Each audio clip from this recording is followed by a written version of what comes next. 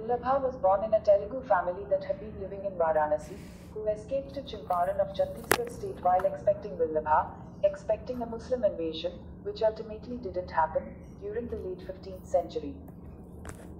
Vallabha studied the Vedas and the Upanishads as a child, then traveled throughout the Indian subcontinent over 20 years. He became one of the important leaders of the devotional Bhakti movement. Vallabhacharya's mother was Ilamma, who was the daughter of a family priest serving the rulers of the empire of Vijayanagara. The hagiographies written by his followers, just like those for other Bhaktas, he won many philosophical debates against the followers of Ramanuja, Madhvacharya and others, had visions and miracles. He is the Acharya and Guru of the Pushti sub-tradition, which he founded after his own interpretation of the Vedanta philosophy.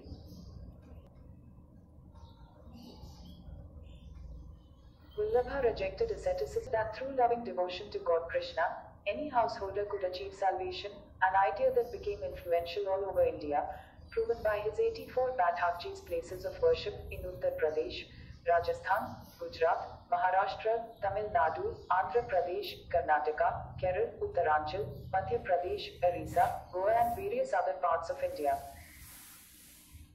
He is associated with Vishnu Swami and is the prominent Acharya of Rudra Sampradaya out of the four traditional Vaishnava Sampradayas. He authored many texts including the Anubhashya, a commentary on Brahma Sutra, Shodash Grantha 16, Stotras, tracts and several commentaries on the Bhagavata Purana. Vallabha's writings and kirtan compositions focus on baby Krishna and his child ranks with Yashoda, unconditional motherly love, as well as a youthful Krishna's protection of the good divine praise, and his victory over demons and evils, all with allegory and symbolism. His legacy is best preserved in the Braj region, and particularly Nathdwara in Mewar region of India, an important Krishna pilgrimage center, called himself an incarnation of Agni. The ancestors of Vallabhacharya hailed from the Andhra region and belonged to a long line of Telugu Vadiki Brahmins known as Velanadu or Velanatiya, following the Vishnu Swami school of thought. According to devotional accounts, Krishna commanded his ancestor Yagnanarayana Bhatta that he would take birth in their family after completion of 100 Somayagnas, fire sacrifices. By the time of Yagnanarayana's descendant Lakshmana Bhatta, who migrated to the holy town of Varanasi, the family had completed 100 Somayagnas. Vallabhacharya was born to Sri Lakshmana Bhatta in 1479 CE, BS 1535, on the 11th day of the dark half of lunar month of Chaitra at Champaranya, now in Chhattisgarh. The name of his mother was Yelama. 1213. The period surrounding Vallabhacharya's birth was a tumultuous one, and most of northern and central India was being influenced by Muslim invaders. It was common for populations to migrate in order to flee from religious persecution and conversion.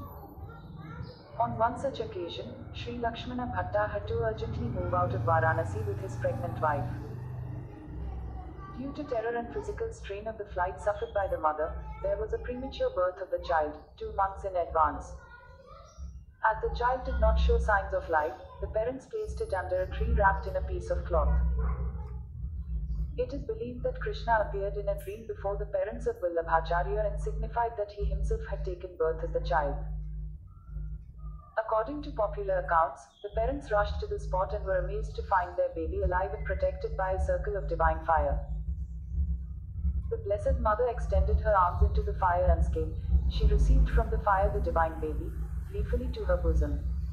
The child was named Vallabha, meaning dear one in Sanskrit. His education commenced at the age of 7 with the study of 4 Vedas. He acquired mastery over the books expounding the 6 systems of Indian philosophy. He also learnt and studied philosophical systems of Adi Sankara, Ramanuja, Madhva, Nimbarka along with the Buddhist and Jain schools.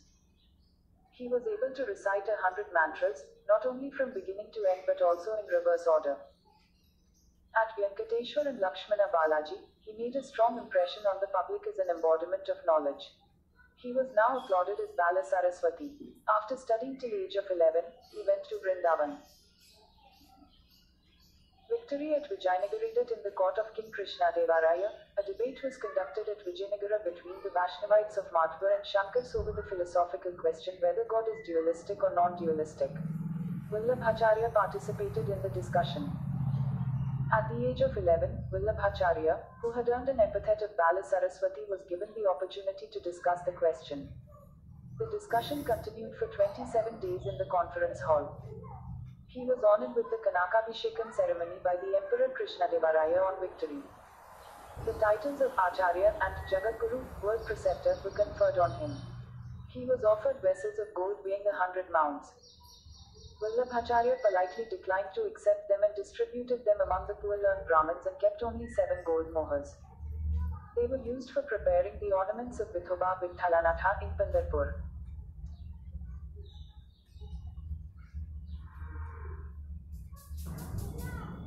Vallabhacharya performed 3 pilgrimages of India, barefoot. He wore a simple white dhoti and a upparna, a white upper garment cloth known as upavarna, literally upper cloth, in Sanskrit, and made no use of his khadao footwear. He gave discourses on Bhagavata at 84 places and explained the meanings of the Puranic text. These 84 places are known as Chaurasi Baitak, and now they are places of pilgrimage. He stayed in Braja for 4 months in each year. Establishment of Pushtimarg Vallabh Sampradaya. Vallabhacharya discovers Srinathji at Mount Govardhan. It is believed that when Vallabhacharya entered Sri Gokul, he thought about the important question of restoring people to the right path of devotion.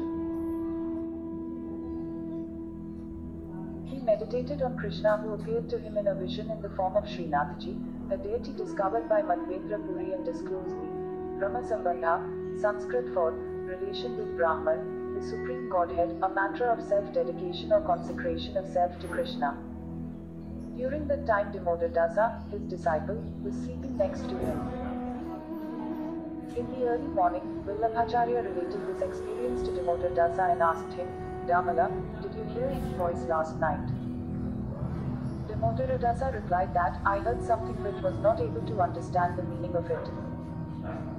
Vallabhacharya then explained the meaning of the mantra, and at that time he became the first Vaishnava initiated by Vallabhacharya.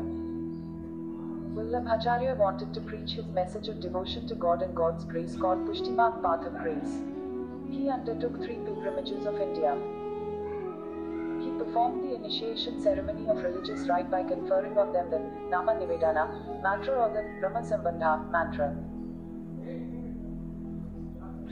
Thousands became his disciples, but 84 devoted servants are most famous, and their life has been documented in Pushtimarg literature as the story of 84 Vaishnavas. He also met Vyasa in his Himalayan cave and discussed Krishna and his flute. Personal life. He intended to remain a lifelong celibate, but the deity Guru Vithoba of Pandharpur commanded him to marry and live the life of a householder, and Srinathji himself said that he would be born as the second child of Vallabha, Kusaiji, as Vallabha's first child Gopinathji in the form of Balram. Obeying his Guru, he married Mahalakshmi and had 2 sons, Gopinathji and Vithalnathji, also known as Gusinji. Death at the age of 52, he took Samadhi in the Ganga river in Hanuman Ghat of Kasi. Based on Pushtimarg literature, in about 1530 AD, Srinathji commanded Vallabhacharya to leave the worldly life and to come near him. It is said that Srinathji had previously expressed his wish on 2 different occasions. The 3rd command was accepted by Vallabhacharya as the last verdict. He reached Kasi and, according to Vedic traditions, formally renounced the world by taking sannyasa and a vow of silence. He lived in a hut made of leaves on the Hanuman Ghat for about a week. He spent his last days in contemplation of Krishna and suffered agonies of separation from him. The members of his family assembled near him for his last darshan. When asked about his advice, Vallabhacharya scribbled 3.5 Sanskrit verses in the sand by way of counsel. To complete this message, it is believed that Krishna himself manifested visually on the spot and wrote in the form of a verse and a half. This collection of verses is known as Shikshasloki in Pushtimarg literature. He entered into the waters of the Ganges on the day of Rath Yatra, a festival that is celebrated on the 2nd or 3rd day of the bright side of the lunar month of Ashadha. He people witnessed a brilliant flame as it arose from the water and descended to heaven and was lost in the firmament. This episode is known as Asuryamolila.